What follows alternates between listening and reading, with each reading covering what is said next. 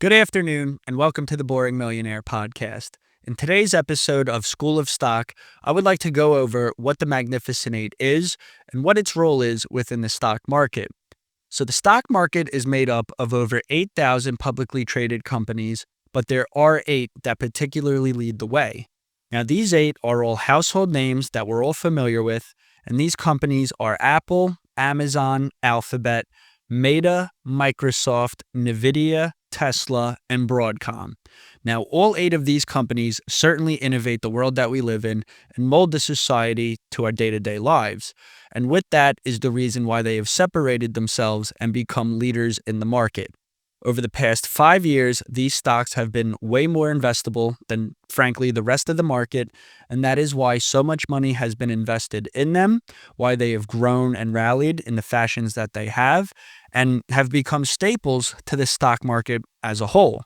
Now, looking at the stock market, there's almost two ways to look at it now.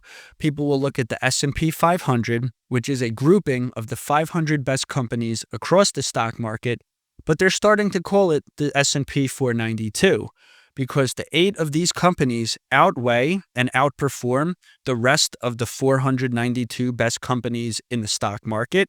So they have gotten their own classification. They get a little special eagle eye when investors are looking at the market and what the market's doing. And that is simply because they are worth so much and dictate so much of how the market moves. Now, each of these eight companies are worth over $1 trillion. Now, we have Broadcom at around 1.7. We also have Alphabet at around 1.7. But we'll see companies like Apple over $3 trillion. We have Nvidia rounding in on $5 trillion. So all of these trillion-dollar companies grouped up together actually makes up 34% of what the value of the entire stock market is. So 1/3 of the entire stock market as a whole are these eight companies. So the importance in that is to focus on them when watching the market.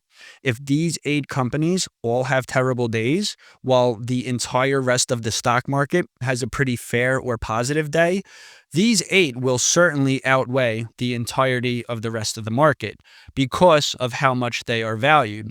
10% of a $3 trillion company is $300 billion. There's most of the companies listed on the public stock exchange are worth even less than that.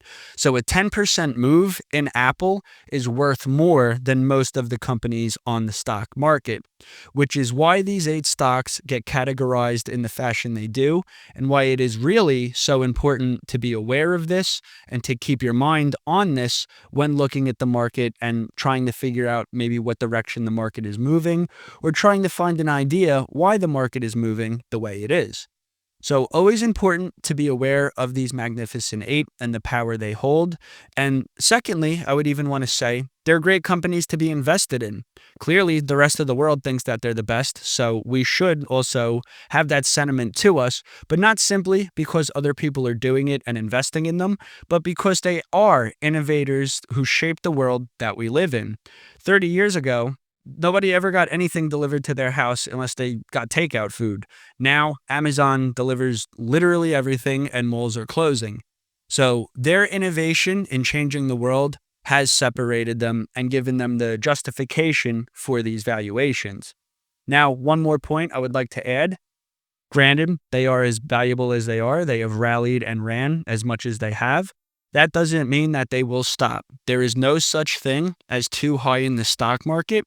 As long as these moves are justified and make sense, they will certainly continue to grow, as well as the fact these companies mold the world we live in. So our world is continuing to change in a certain direction, and these companies are facilitating that trajectory.